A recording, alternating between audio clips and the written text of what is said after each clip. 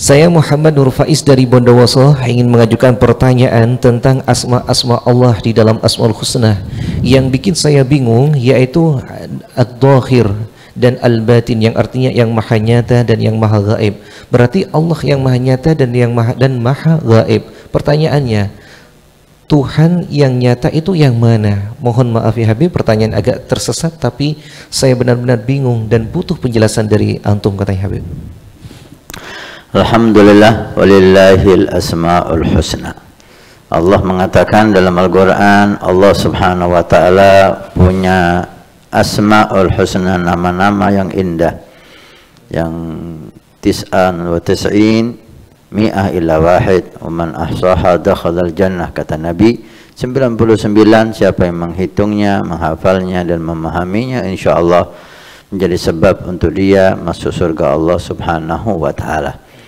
Di antara asma perlu kita pahami, al-isim al-dzat itu sebetulnya satu nama atas zat Allah, yaitu Tuhan kita namanya Allah. Selain Allah semuanya itu adalah sifat. Kemudian kenapa sifat itu dikatakan asma, dikatakan nama Allah subhanahu wa ta'ala?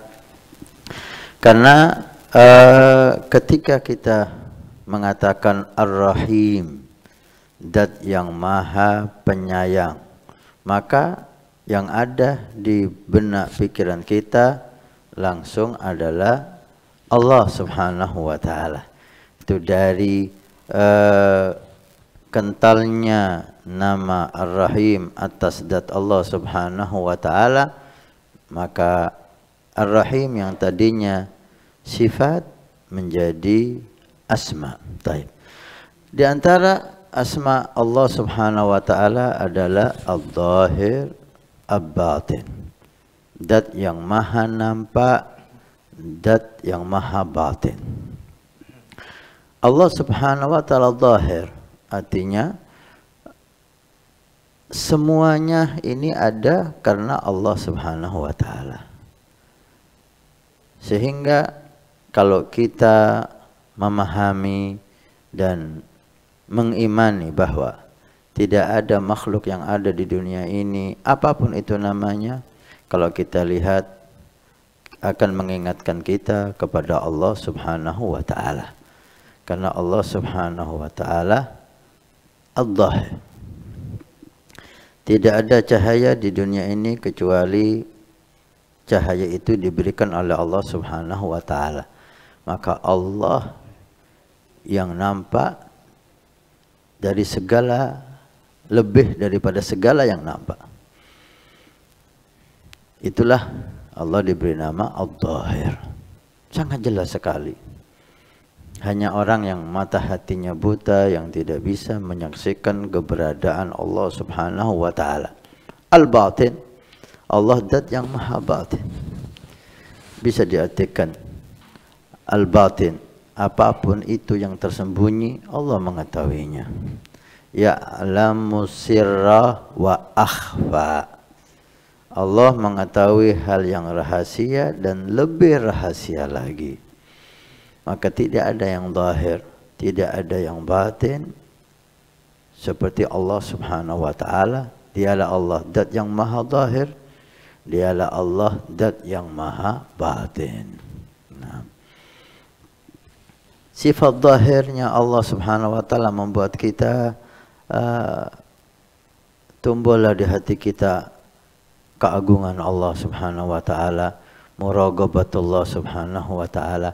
Dan sifat Allah al-batin membuat kita lebih cinta dan lebih takut kepada Allah subhanahu wa ta'ala, sehingga kita menjaga hati kita.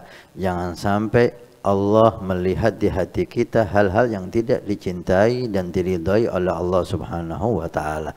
Zahir kita jaga, batin kita jaga. Nabi bersabda, man bana masjidan banallahu baitan fil jannah. Siapa yang ikut membangun masjid, maka Allah akan membangunkan rumah di surga. Pondok Pesantren Nurul Iman akan membangun masjid 2 lantai plus aula.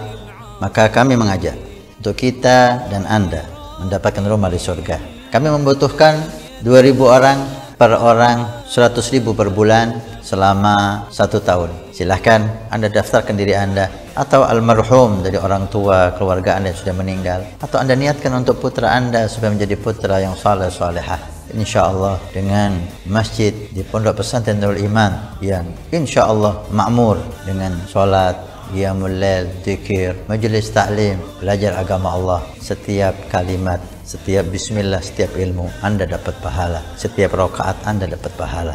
Hani'an lana wa hani'an lakum kalau kita punya rumah di surga Allah. Mudah-mudahan Allah mencatat kita sebagai hamba yang punya rumah di surga.